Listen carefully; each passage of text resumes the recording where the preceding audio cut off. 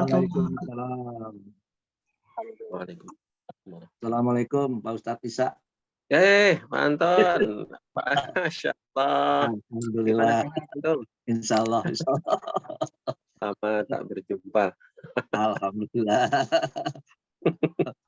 Sehat semua ya. Ya, mohon izin ya ikut ya Pak Ustadz. Mangga. Masya Allah. Ahlan. Tafadhal. Kan.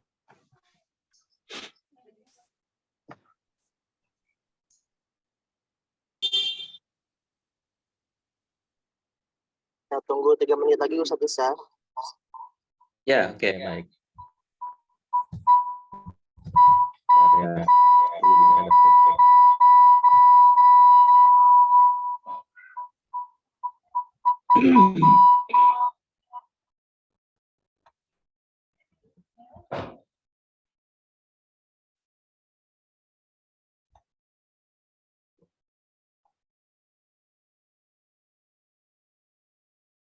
Ustaz Supriyo, suara Anda jelas enggak? Ini tadi ada bermasalah.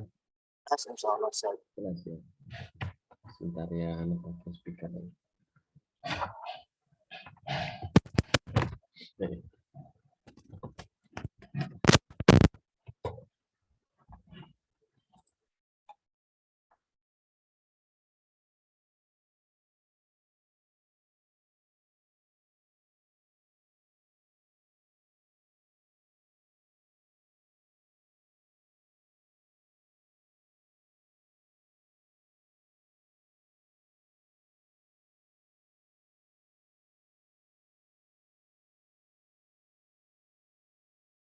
Recording in progress.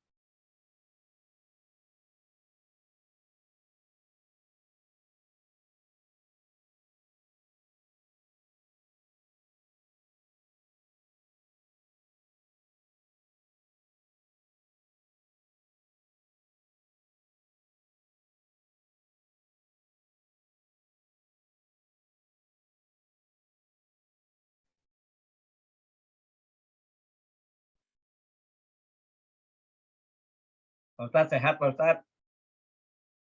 Alhamdulillah. Alhamdulillah. Ya.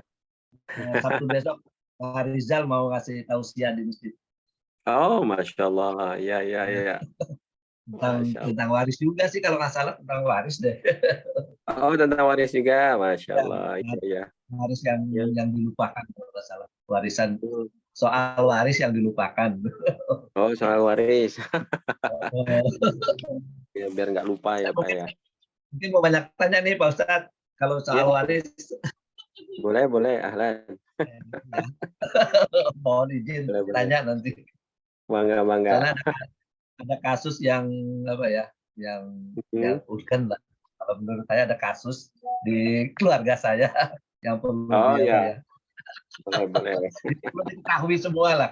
Oh gitu ya, Insya Allah nanti kita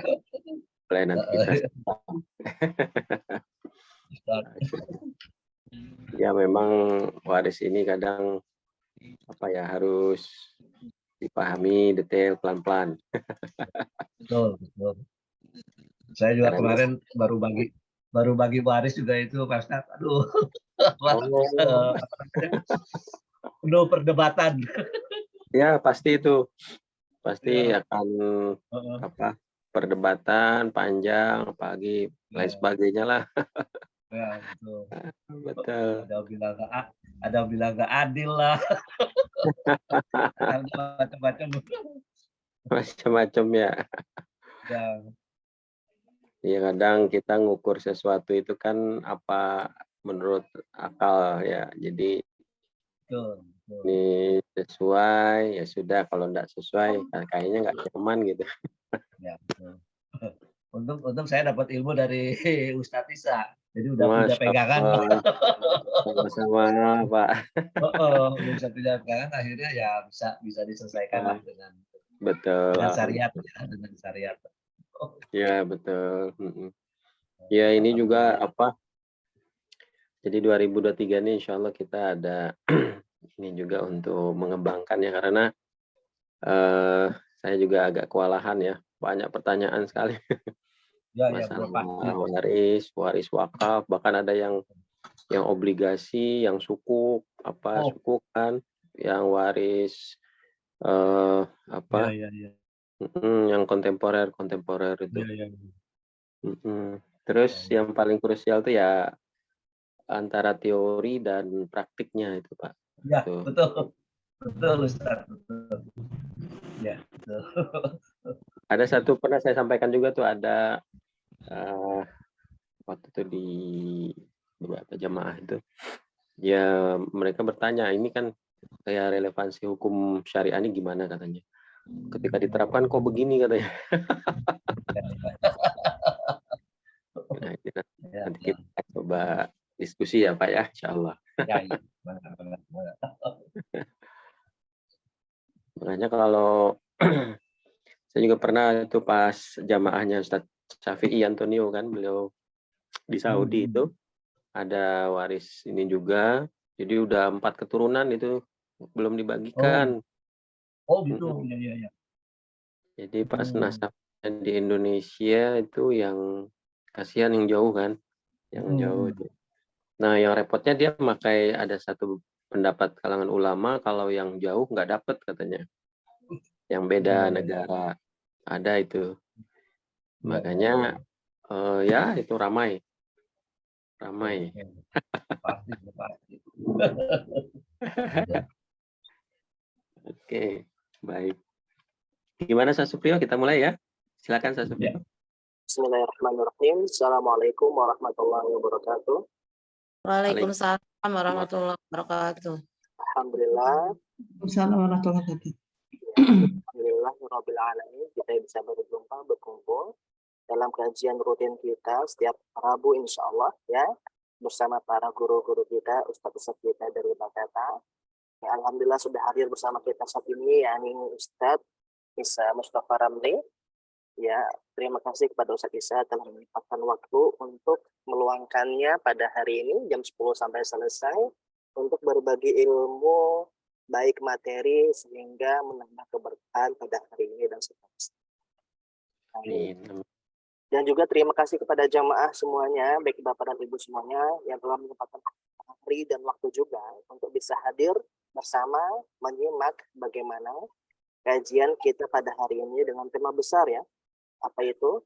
Tema besarnya mengenai hukum menunda pembagian harta waris. Nah, ini sangat krusial sekali ya bagi kita, terutama bagi orang-orang yang mungkin kita pernah tahu sih, tapi tahu aja, tapi diaplikasikan mungkin agak berat karena setiap dari keluarga kita ada yang keberatan, ada yang ragu-ragu, atau mungkin ada yang pengen dibagi secara rata.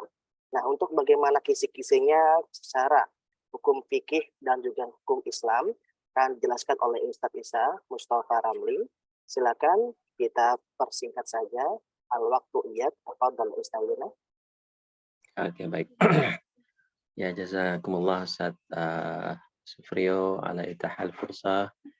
Ya bi an ulqiya baina yadaykum fi hada as-sabah al-mubakir wa insyaallah natamanna li wa lakum al-khair wal bahja wal afiyah wa nas'alullah ay yu'tiyana kullal asya al-mawfura bil barakah insyaallah. Baik, bismillahirrahmanirrahim. Assalamualaikum, salamun qaulan min rabbir rahim. Assalamualaikum warahmatullahi wabarakatuh. Waalaikumsalam warahmatullahi wabarakatuh. Alhamdulillah wa syukurillah wassalatu wassalamu ala habibina Mustafa Rasulillah sallallahu alaihi wasallam wa ala alihi wa man tabi'ahum bi ihsanin ila yaumiddin. Rabbi syrah li sadri wa yassir li amri wahlul 'uqdatam min lisani yafqahu qawli. Puji syukur kehadirat Allah Subhanahu wa taala, pada kesempatan pagi ini kita masih diberikan kesehatan, kekuatan, dan insya Allah hari ini kita sudah masuk bulan Rajab, berarti Sya'ban 2 bulan lagi kita akan kedatangan tamu besar yaitu bulan suci Ramadan. Yang kita persiapkan adalah keimanan kita, keislaman kita, ihsan kita, kemudian kita perkuat dari segi ibadah sholat kita, kemudian kita kuat dari ibadah qiraah kita, tilawah, kemudian kita perkuat dari ibadah silaturahim, kita perkuat juga dari ibadah-ibadah lainnya, dan jangan sampai persiapan-persiapan kita ini mengalahkan persiapan-persiapan kita secara duniawi, karena memang hidup kita ini mudah-mudahan dengan rahmat Allah Subhanahu wa taala Allah limpahkan kita keberkahan, karunia, umur yang panjang berkah dan Amin. kesehatan, dan yang sakit kita doakan mudah-mudahan cepat sembuh. Amin. Bila ada hal yang mungkin baik itu masalah rumah tangga, baik itu masalah finansial, mudah-mudahan Allah Subhanahu wa taala melimpahkan rezeki yang berlimpah, kemudian menjadikan keluarga yang sakinah, mawaddah, warahmah. Mudah-mudahan kita apa yang kita akan bahas pada pagi ini mendapatkan keridhaan oleh Allah Subhanahu wa taala. Amin. Allahumma amin. Kemudian salawat dan salam tak lupa kita selalu sampaikan, kita tuturkan di mulut dan lisan kita, bibir kita yang mungkin penuh dengan dosa ini, tapi tetap kita beristighfar kepada Allah dan kita bersalawat kepada Nabi besar Muhammad SAW. Jangan pernah, tidak pernah bersalawat meskipun itu sehari, dan kita alhamdulillah 17 kali bersalawat di waktu sholat kita, dan ini menjadi satu kecintaan kita kepada baginda Rasulullah SAW, karena beliau diutus untuk menyempurnakan agama, dititipkan Al-Quran sebagai pedoman kita, dan ini yang kita harus pelajari, dan juga hadis-hadis beliau, apa yang disandarkan dari perkataan, perbuatan, kemudian ketentuan, baik itu secara sifat maupun secara akhlak dan pakaian dan performance Rasulullah SAW. Mudah-mudahan kita termasuk pengikut Nabi besar Muhammad SAW kelak dipertemukan di surga Allah Subhanahu wa taala. Kita yang ada di sini, Pak Anton, Bu Devi, Bu Darul Mizan, Bu Eli, Bu Eyang, Bu Jale, Bu Latifa, Bu Lili, Bu Ratna, Bu siapa nih, Ryan ya. Kemudian Bu Nur, Bu Tri, Bu Amira, kemudian Angelini, kemudian Dina, Bu Rahmayati, semua diberikan oleh Allah Subhanahu wa taala, dan terutama Al-Mukarram yang selalu standby ya, Ustadz Sufrio, Masya Allah. Ini Ustadz Sufrio ini ya sangat Masya Allah ya, beliau selalu menemani kami dalam kegiatan kiswah, dan mudah-mudahan disehatkan semua, dan kita termasuk juga orang-orang yang pengikut Rasulullah yang selalu diberikan keberkahan. Amin, Allahumma amin. Sehat semua ya Bapak Ibu ya. Semangat ya. Ustaz, insya Allah. Amin. Amin. Ini kita mau take off nih, jadi harus siap-siap ya. Nanti sudah landing juga harus siap-siap. Ya baiklah Bapak Ibu sekalian yang dirahmati oleh Allah Subhanahu wa taala. Kebetulan saya pribadi diamanatkan untuk menyampaikan ilmu faraid ini karena apa? Saya tidak belajar otodidak, saya punya guru ya, yang beliau berasal dari Irak, kemudian di Madinah ya. Juga saya punya ustadz ya, beliau lulusan dari Pondok Pesantren Modern Gontor. Beliau juga tidak pernah kuliah, tetapi beliau memiliki kepandaian untuk mempelajari ilmu tersebut dari guru beliau. Dan alhamdulillah dari dua guru ini, alhamdulillah dengan izin Allah, mulai tahun 2004, 2005, 2006, saya mencoba untuk berkiprah menyampaikan ilmu faraid ini yang disampaikan oleh, yang diajarkan bahkan diturunkan dalam sanadnya dari guru kami, yaitu Syekh Al-Iraqi fi Al-Madinah Al-Munawwarah ya. Dan mudah-mudahan ini menjadi satu wasilah kita untuk memahami ilmu faraid yang memang penting, dan harus betul-betul memahami dan untuk memahami agama secara menyeluruh. Baiklah Ibu Bapak sekalian yang selalu dirahmati oleh Allah Subhanahu wa taala ya. Berbicara harta yang memang terkadang fitnahnya ada ya Bapak Ibu ya. Makanya ketika ada fitnah harta itu muncul, terkadang kita juga harus siap ya. Apa fitnah harta itu? Yaitu ketika kita meninggal ya, ketika kita wafat, ketika kita tidak ada, yang mengatur adalah generasi kita. Nah, perlu disampaikan kepada generasi-generasi kita. Jadi untuk mempelajari agama itu mungkin ada sebagian yang tidak di pesantren, tetapi tetap mempelajari ilmu agama karena dia termasuk fardu, yaitu ain ya, ilmu agama. Berbeda dengan ilmu-ilmu umum, dia fardu kifayah. Nah, dalam harta dalam surah Al-Adiyat ya, wa innahu lihubbil khairi lasyadid ya. Jadi sesungguhnya manusia itu mencintai al-khair. Nah, di dalam Al-Qur'an disebutkan harta itu al-khair ya. Kenapa? Karena yang harus dicari itu yang baik-baik dan yang ditinggalkan pun yang baik-baik.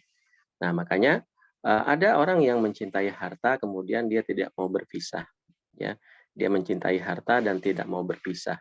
Kemudian ada juga orang yang diberikan keluangan harta dan Masya Allah dia gunakan untuk apa? Semenjak dia muda sampai dia mungkin balik dan lain sebagainya dan sudah berumur, digunakan kesempatan harta tersebut untuk haji dan umrah ya.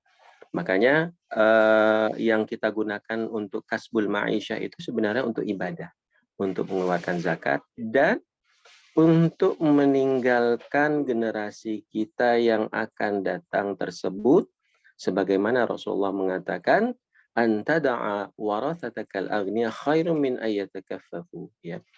Meninggalkan generasi kita dengan finansial yang mungkin bisa Masya Allah, atau mungkin lebih, ataupun mungkin seadanya, itu lebih baik daripada mereka. Generasi-generasi kita itu yang dalam kondisi mungkin mereka seakan-akan berharap dengan manusia dan meminta-minta, na'udzubillah min dzalik. Seperti itu. Meskipun takaran sandaran kesuksesan itu bukan dari segi materi, karena rizki itu kan macam-macam, ada ilmu, ada harta, ada penampilan, dan Allah berikan umpamanya paras yang gantengnya seperti Pak Anton ya, Masya Allah. Ya. Kemudian seperti ibu-ibu yang lainnya, ini rizki. Nah, sekarang kita berbicara harta lagi. Ketika seseorang meninggal, kemudian dia tinggalkan harta tersebut. Ya, Ustadz, saya bingung cara menghitung hartanya bagaimana. Tidak ada yang bingung di dalam dunia ini karena semua sudah dijelaskan dalam Al-Quran, ya. Kemudian dalam hadis Rasulullah SAW. Nah, ketika ada harta yang ditinggalkan ya, jadi harta ini sesuatu yang memang penuh dengan ujian dan cobaan ya. Jadi kalau kita berbicara harta itu berarti ada ujiannya. Nah kemudian kita melihat dalam satu riwayat dari Ibnu Abbas berkata, kemudian Rasulullah SAW bersabda, aqsimul mal baina ahlil faraidi ya, baina ahlil faraid ya, ala kitabillah ya. Jadi mendistribusikan, membagikan harta waris itu pertama kita kembali kepada satu hukum yang ada, hukum syariat ya Bapak Ibu. Bapak Ibu mungkin ada teman notaris, ada teman lain sebagainya, atau bagaimana cara pembagian secara hukum BW-nya, atau kemudian hukum kompilasi Islamnya, kemudian hukum adat, karena kita di Indonesia ini ada 3 hukum, hukum BW, hukum adat, dan hukum syariah. Makanya di sini juga muncul hukum kompilasi hukum Islam. Tetapi pada kesempatan ini kita akan memotret satu pendapat kalangan-kalangan ulama bagaimana harta yang ditinggalkan itu tertunda bahkan tidak atau belum dibagikan ya. Nah, yang pertama ada aset ya. Nah, aset yang bergerak dan tidak bergerak. Kalau aset yang tidak bergerak itu seperti rumah ya, Bapak Ibu ya. Ustadz, saya punya rumah. Ayah saya meninggal, rumahnya sulit dijual, belum terjual. Bagaimana Ustadz? Sudah 10 tahun dan kami harus membagikan warisnya. Bagaimana? Ya kan ada seperti itu. Nah, ini kan satu permasalahan yang memang bukan lagi kita berbicara theoretical ya, tetapi berbicara empirical study-nya secara penerapannya yang ada di tengah masyarakat tersebut. Nah, bagaimana solusinya? Apakah di Islam itu ada, di Al-Quran ada, apakah di hadis itu bagaimana penjelasannya? Nah, kita melihat dulu pandangan ulama ya ketika menunda itu baik itu melihat dulu apakah sengaja atau tidak sengaja. Makanya sesuatu yang ditunda itu sengaja maka tidak boleh berdosa.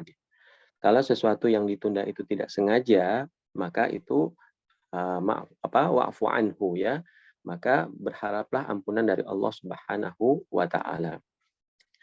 Ada dulu kayaknya salah Ustadz, hitungannya itu ditunda bahkan berantakan ya. Ya istilahnya gimana nih? kelanjutannya Ustaz. Ya sudah. Ya apa ketika memang itu kita serahkan wa amruhu ilallah ya. Fantaha falahu masalaf wa amru ilallah dalam surah Al-Baqarah ayat 275 itu saya ambil potongannya, maka ya sudah. Yang lalu biarkan yang berlalu artinya tetapi fantaha falahu masalaf wa amruhu ilallah. Kita serahkan kepada Allah. Tetapi tetap kita tidak mengulanginya. Nah, dua konteks tadi dalam harta yang ketika ada dua aset dan yang bergerak dan tidak bergerak, umpamanya yang tidak bergerak tadi ingin dibagikan tetapi kondisi sulit untuk dijual, maka memang ditunggu. Dan tetap kembali kepada satu pedoman dalam surah Al-Baqarah ayat 282 dikatakan, ayat ini panjang sampai satu halaman ya. Itu dikatakan, saya ambil potongannya sedikit, ya ayyuhalladzina amanu idza tadayantum bidaini ila ajalin musamma faktubu. Nah, kata faktubu ini kita ambil artinya apa? Ditulis. Nah, ketika ada seorang wafat meninggal, dia meninggalkan rumah yang sampai 2023 ini. Jadi ayah ibu kita meninggal umpamanya tahun 2020 ya. Maaf, 2000 umpamanya 10. Nah, berarti sampai 2024 ini belum terjual. Itu gimana Ustadz? Nah, yang pertama landasan kalangan ulama jumhur mengatakan apakah sengaja atau tidak sengaja. Bila tidak sengaja maka tidak ada masalah, ya kan? Nah, karena memang belum laku atau mungkin belum rezekinya. Nah, tetapi tetap ya ketika kita melihat Bapak Ibu ya, jadi kita harus pandai Bapak Ibu ya. Kita punya Quran, kita punya hadis, kita punya banyak sumber ya yang otentik bahkan sangat-sangat valid dan memang ini mengalahkan segala-segala apa yang kita lihat dari dalil-dalil yang lain. Makanya ketika dalam kondisi tersebut kita lihat ya ketika rumit dan sulit, nah kita kembalikan. Ya Ustadz ini susah, rumahnya belum dijual, sedangkan saudara saya, adik saya itu dalam finansialnya perlu. Nah, jumhur melihat dan ketika kita mengambil satu kebiasaan atau masalihul mursalah, makanya Imam Abu Hanifah itu ada dapat sebagian kalangan ulama mengatakan beliau adalah seorang aqlani. Jadi menggunakan akal logis. Makanya diterjemahkan ya ketika Imam Abu Hanifah belajar dengan gurunya Ibrahim An-Nakhai kemudian diterjemahkan oleh Imam Asy-Syatibi dalam kitabnya Al-Muwafaqat itu dijelaskan apa? Pandangan Imam Abu Hanifah melihat ketika ada urgensinya dan kita ambil maslahatnya bagaimana. Jadi Bapak Ibu, Quran ini yang kita pegang ini untuk solusi, guidance, ya. Enggak sekedar kita belajar tahsin, mungkin Bapak Ibu kemudian Bapak Ibu belajar umpamanya bakata kan, belajar Al-Quran kata per kata, bukan. Itu kan caranya menuju. Makanya Islam itu kan tangga.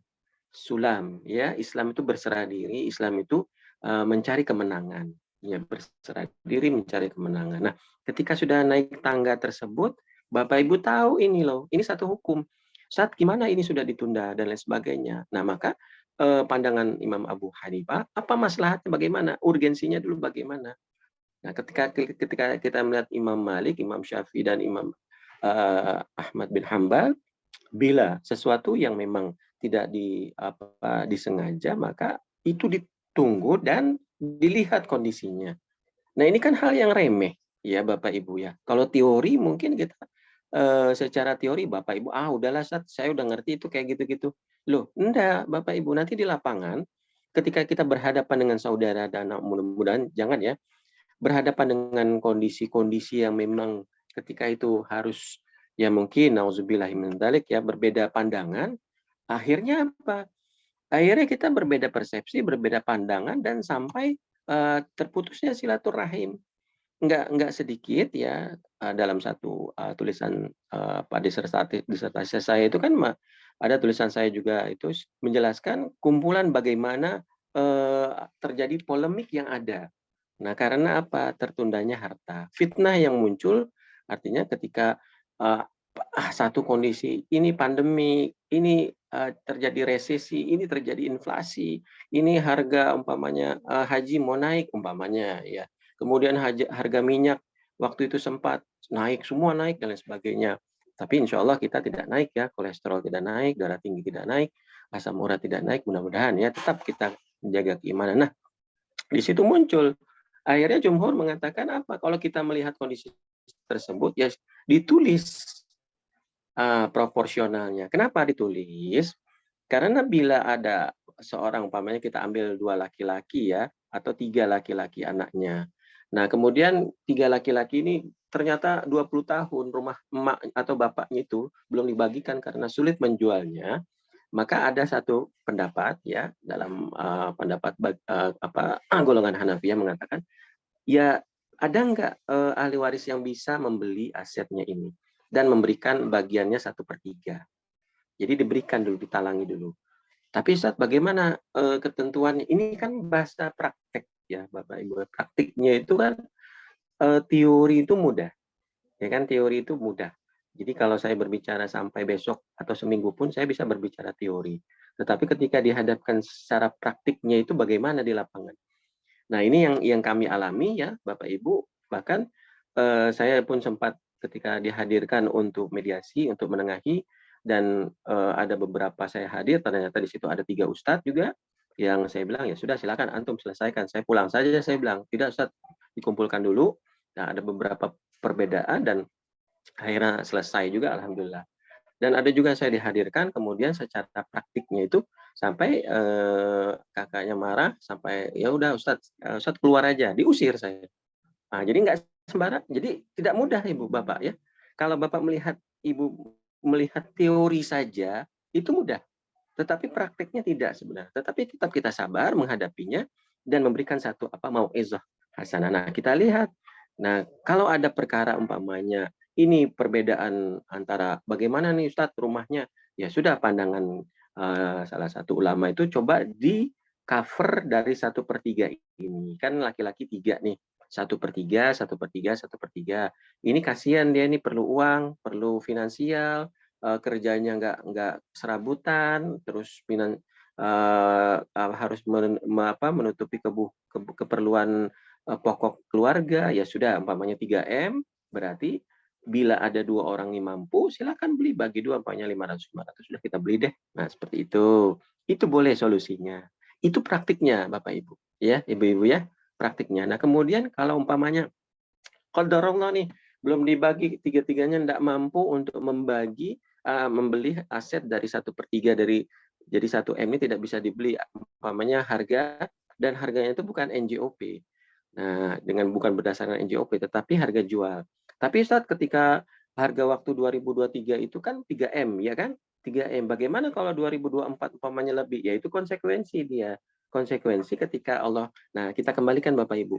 Harta warisan tidak didapati dengan jalan bersusah payah. Ibu punya orang tua kaya, ibu punya orang tua umpamanya rumah, orang tua kita dulu punya rumah, punya aset. Kita tidak susah-susah beli aset, tiba-tiba orang tua meninggal, asetnya pindah ke kita. Makanya ibarat kata harta warisan yang diterima itu bukan dengan jalan berkeringat, tidak. Ya, berkeringat, tapi memang meneteskan air mata ya kalau orang tua meninggal, ya kan? Nah, berpindahlah harta tersebut ke kita tanpa kita usaha, tanpa kita berkeringat. Nah, maka kalau umpamanya kondisi tersebut ternyata ini, kita kembali contoh tadi itu. Ternyata yang 2 ini tidak mampu Bapak Ibu, ya, Ibu-ibu ya. Nah, akhirnya meninggallah kakaknya pertama dan harta waris belum dibagikan, rumahnya belum dijual. Nah, itu bagaimana Ustadz?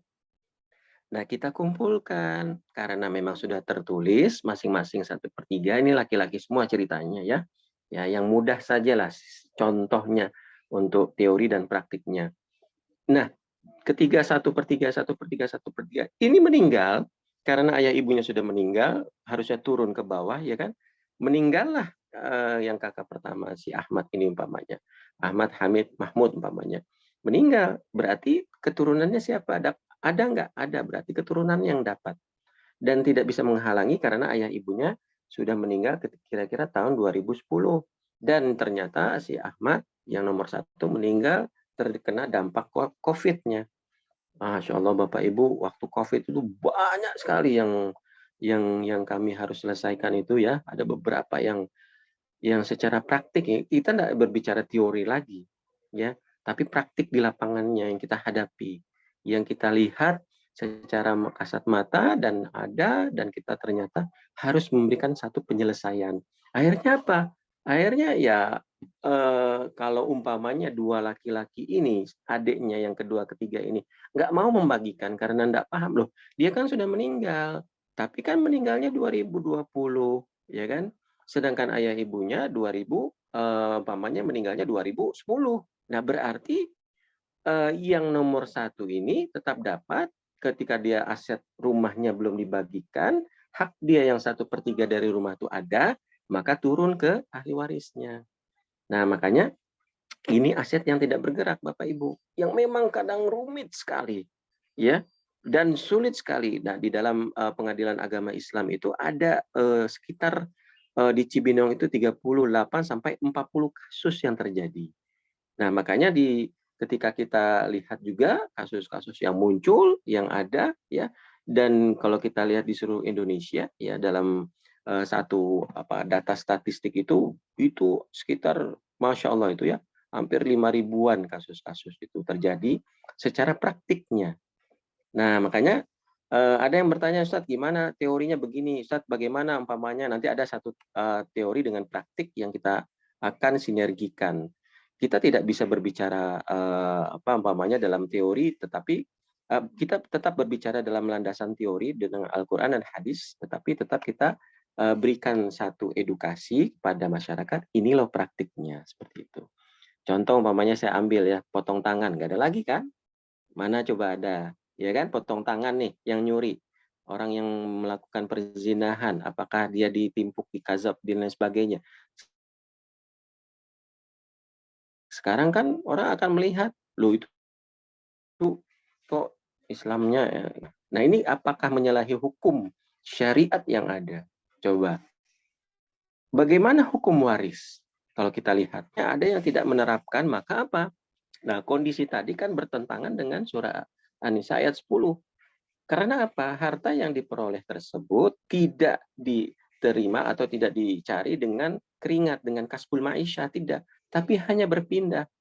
Makanya lagi-lagi ya, saya baca beberapa literatur pandangan-pandangan ulama dan beberapa tulisan-tulisan disertasi ya di negara Arab Saudi itu, ternyata memang harta warisan itu menjadi satu wasilah kebaikan sebagai apa yang dilandasi satu hadis ya, idza mata ibnu adama in qata amalu illa min thalath. Kata-kata sedekahun jariyah. Nah, kata sedekah itu kan bisa infak, nafkah, bisa zakat, innamas shadaqatu lil fuqara, ya kan? Dalam kalau surah Taubah ayat 60 itu kan itu dikatakan itu kan as-shadaqah itu kan az-zakah. Nah, ternyata pahalanya berlipat ganda dan pahalanya besar. Karena apa? Anak menerima tanpa dia usaha.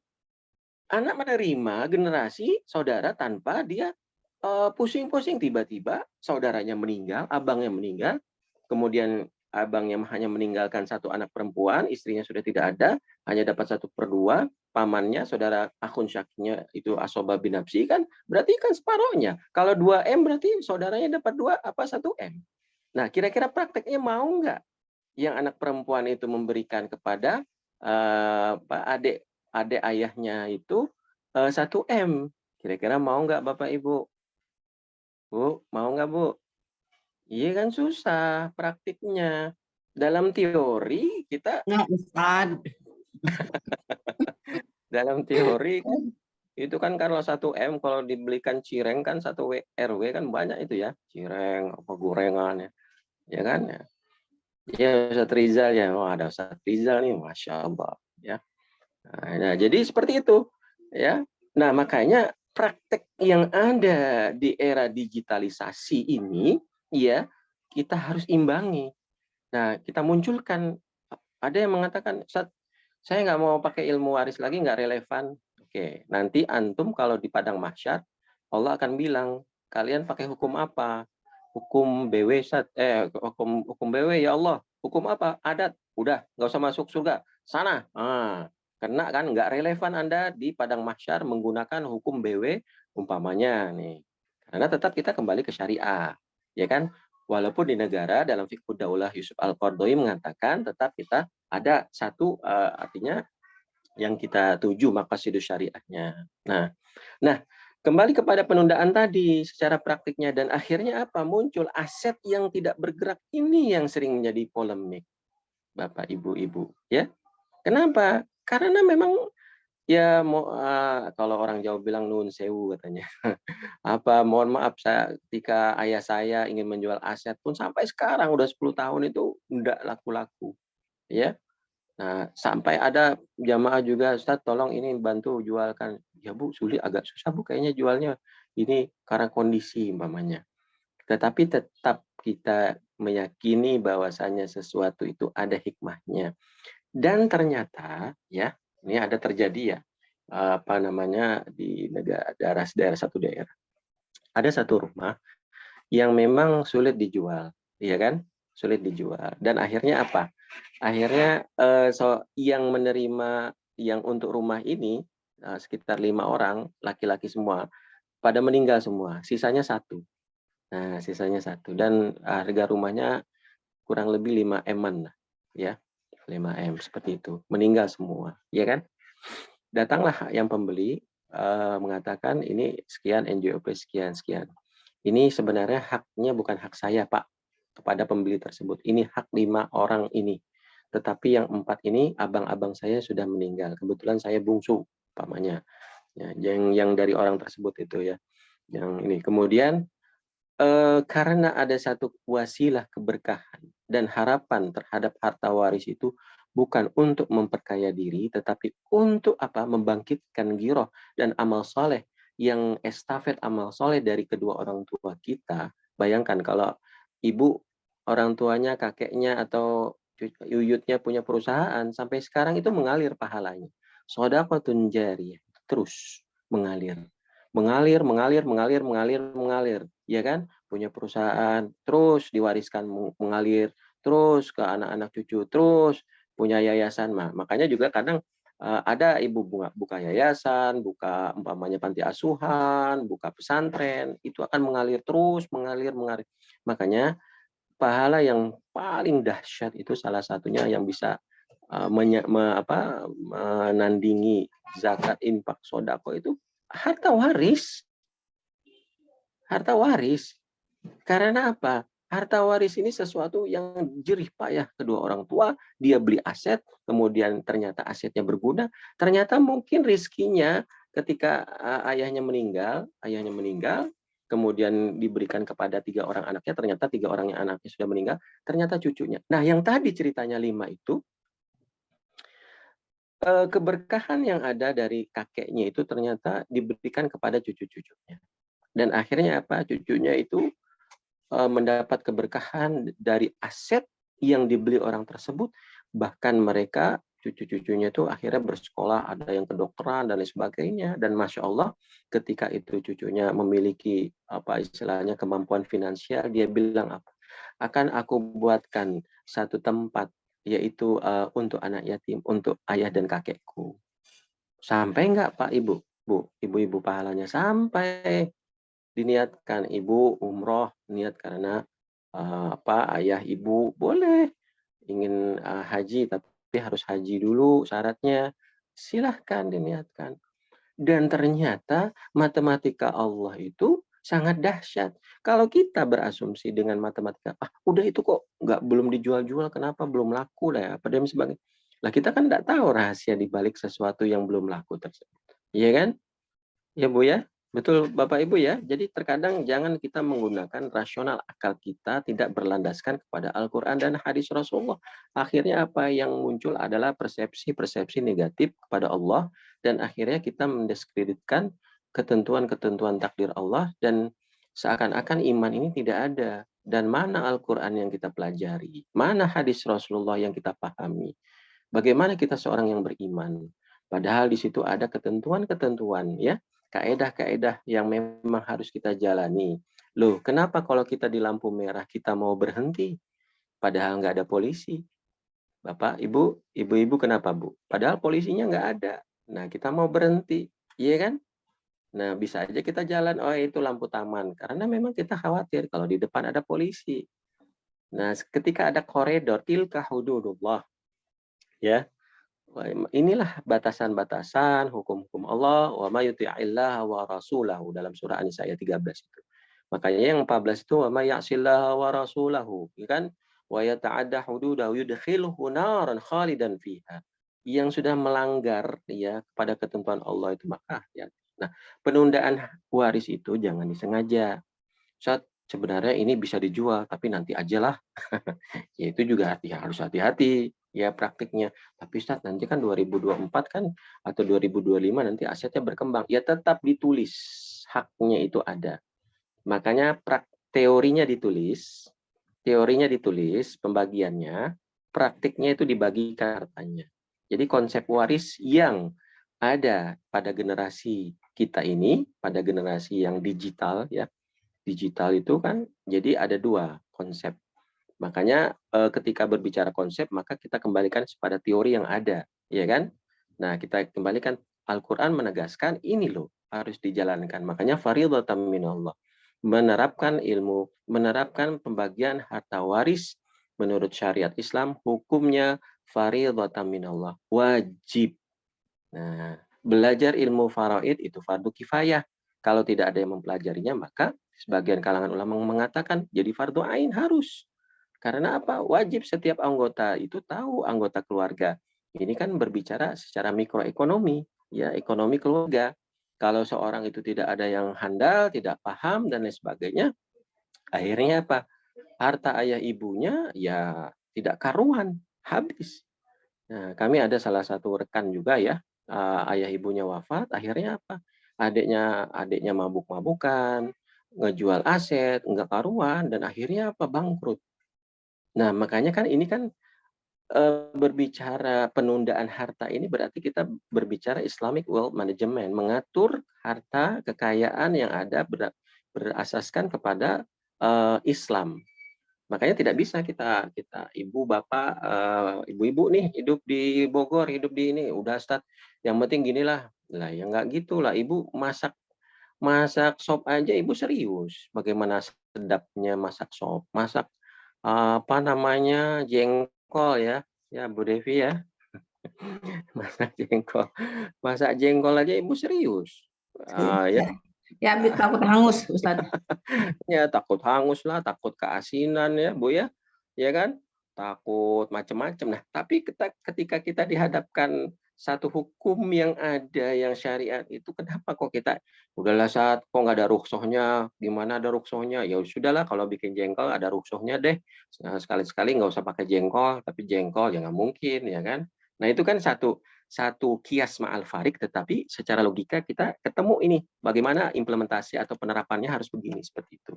Nah ini berbicara aset tadi yang tidak bisa atau tidak bergerak.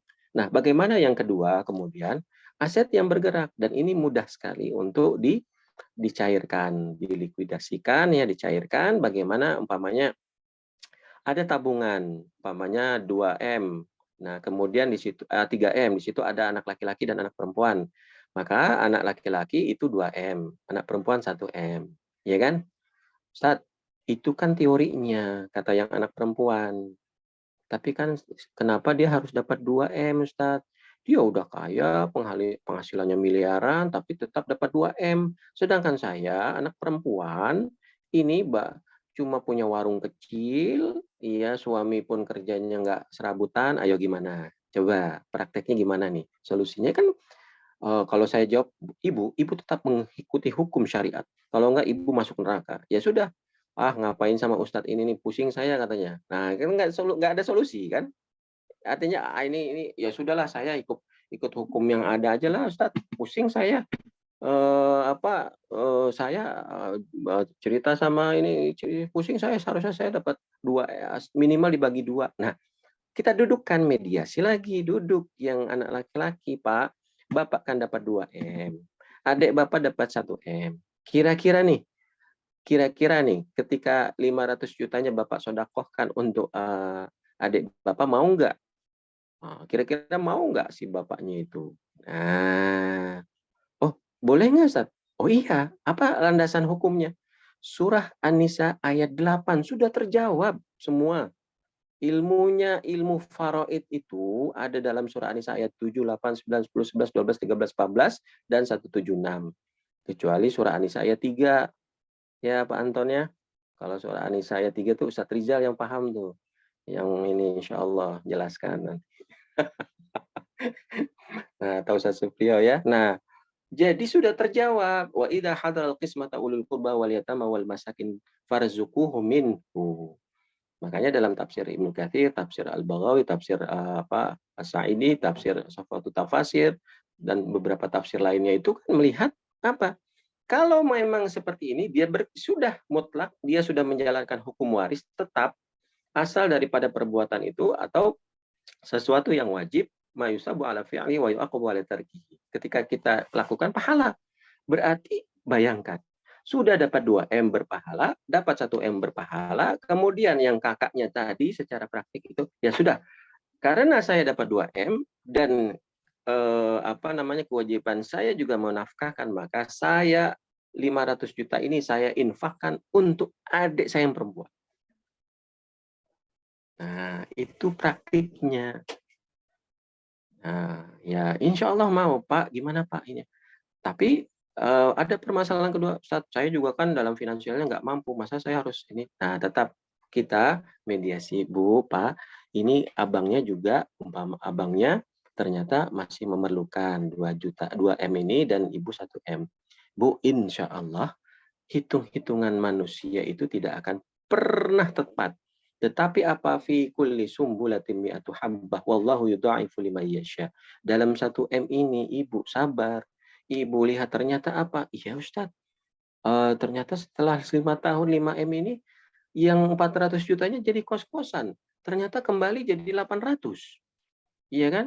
Kembali untungnya umpamanya 800, modalnya 400. Loh iya, itu hitungan Allah. Makanya kita jangan pernah tidak mau mengikuti hitungan-hitungan Allah Subhanahu wa Ta'ala dalam pembagian tersebut. Nah, ini praktiknya, Bapak Ibu ya. Makanya kadang kan saya menjumpai di lapangan ya, banyak masyarakat yang mengatakan, ini kan teorinya Ustadz, tapi prakteknya gimana? Iya betul, justru itu dari teori tersebut, maka hadirlah satu praktiknya yang harus kita implementasikan dan terapkan. Karena konsep itu berdasarkan dari teori. Kalau bahasa kampus itu kan adanya variabel, kemudian indikatornya.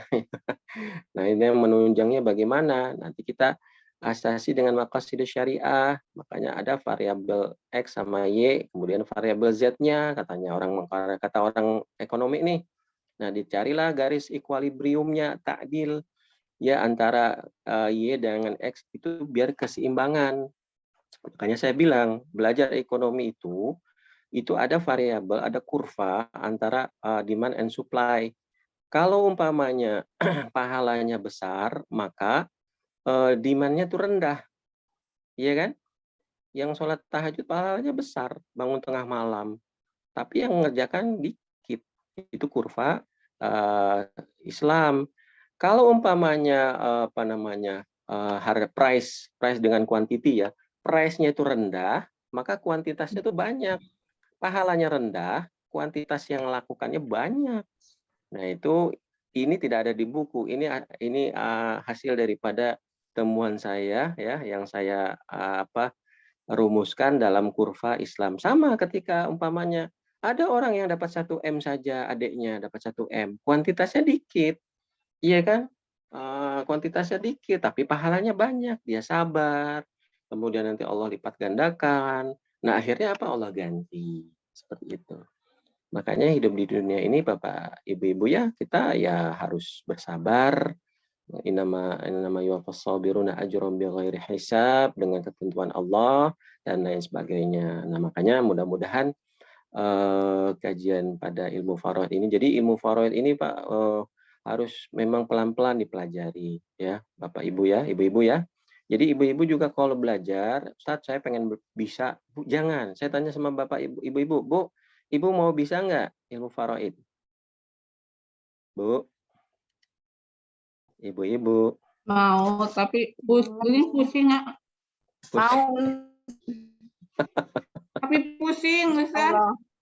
Mau pusing ya.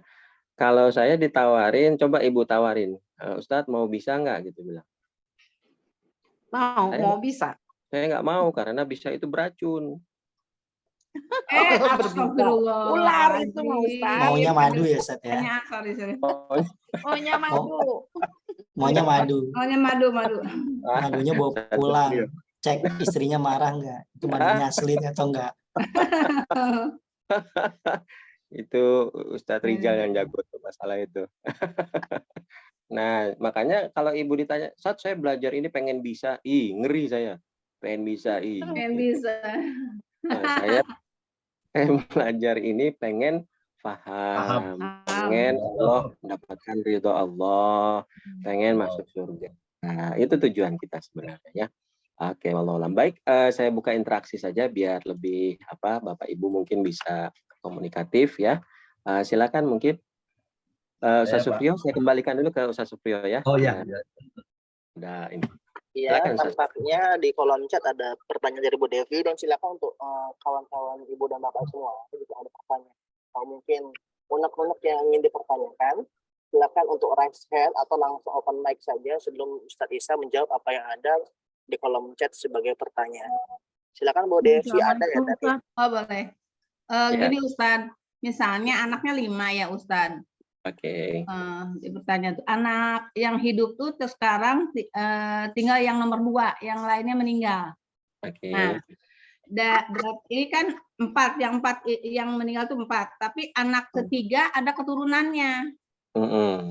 Nah, anak yang lainnya pada meninggal keturunannya, gitu juga. Nah, sedangkan warisnya itu masih dipegang oleh anak yang kedua, Ustadz, gitu. Oke. Nah, susah untuk diambilnya. Masya Allah.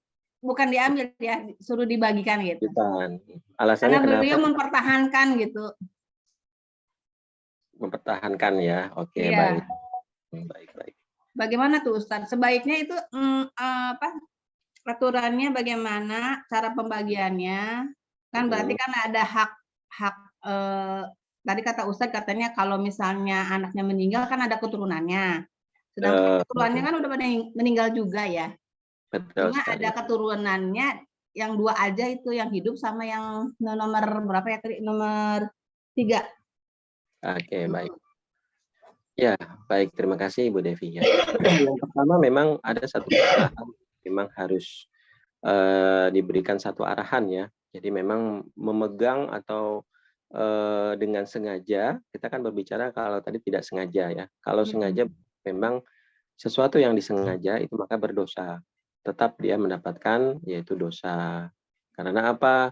Nah, satu ada 2 di dalam surah An-Nisa itu kan yang ayat 10 dengan ayat 14-nya. Berarti kan dia tidak taat kepada Allah yang 14-nya itu. Kemudian dia tidak taat kepada Rasul. Kemudian dia seakan-akan melanggar. Dan hukumannya apa? Dia di dalam api neraka kekal. Makanya Rasulullah pernah melihat ketika Isra dan Mi'raj. Rasulullah berkata sama Jibril, wahai Jibril, itu siapa yang makan batu neraka? Batu neraka tuh dimasukin ke mulut. Makanya di dalam surah An-Nisa dikatakan innalladzina ya'kuluna amwalal yatama zulma innama ya'kuluna fi butunihim nar wa sayaslawna sa'ira. Jadi sesungguhnya mereka itu memakan api neraka. Kalau di dunia ini kan kita nggak ngelihat, maka dia tertutup keberkahannya. Keberkahannya tertutup, kemudian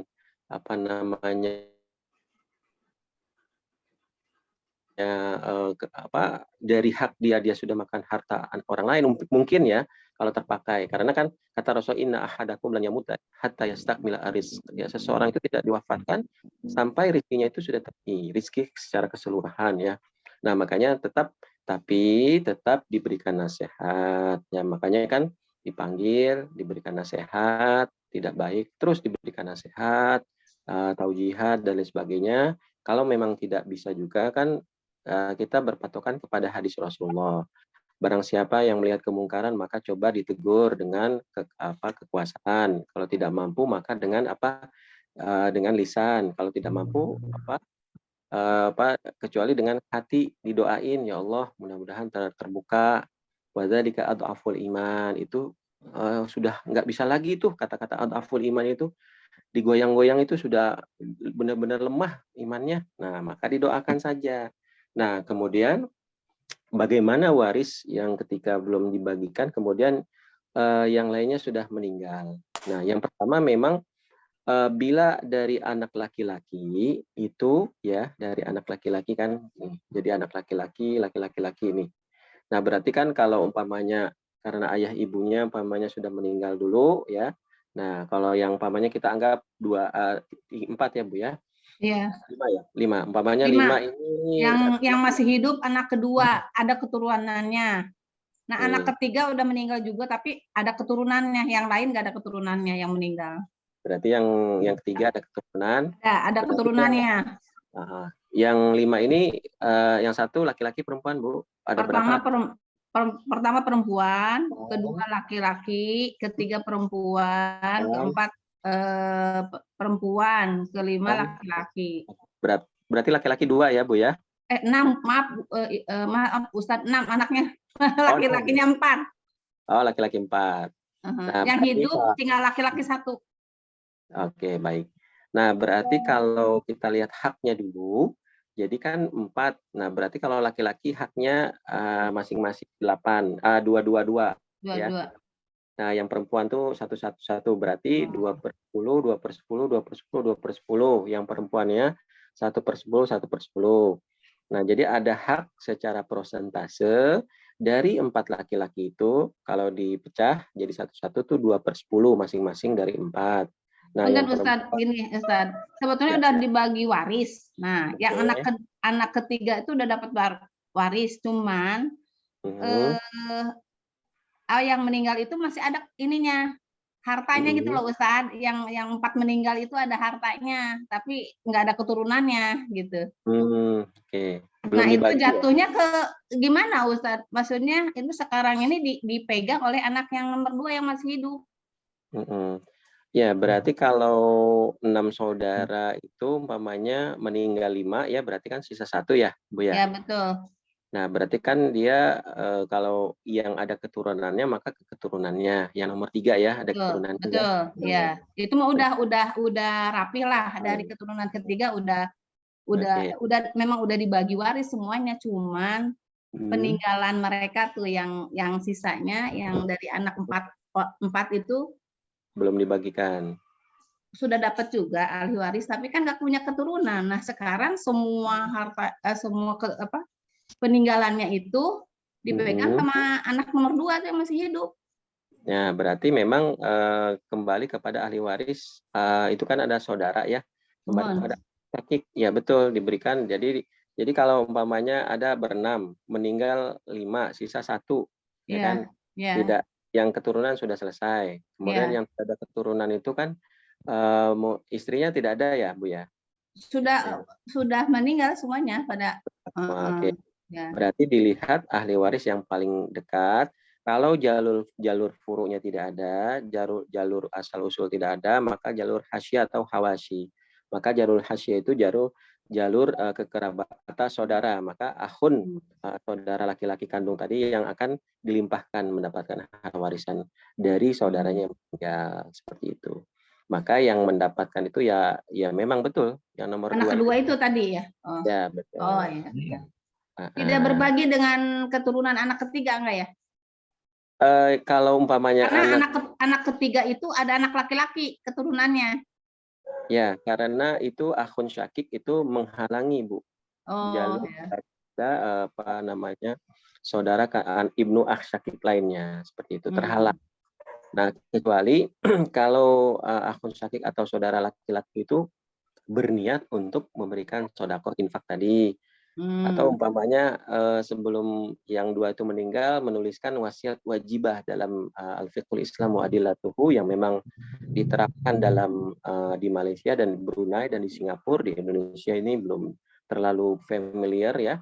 Diterapkan wasiat wajibah itu memang wasiat itu tidak diberikan kepada ahli waris bagaimana landasan hadisnya kan atiqul ladzi haqqin haqqahu fala wasiyata liwarithin, tetapi dalam pandangan ulama ada wasiat wajibah, pendapat Hanafi ya. Nah, ini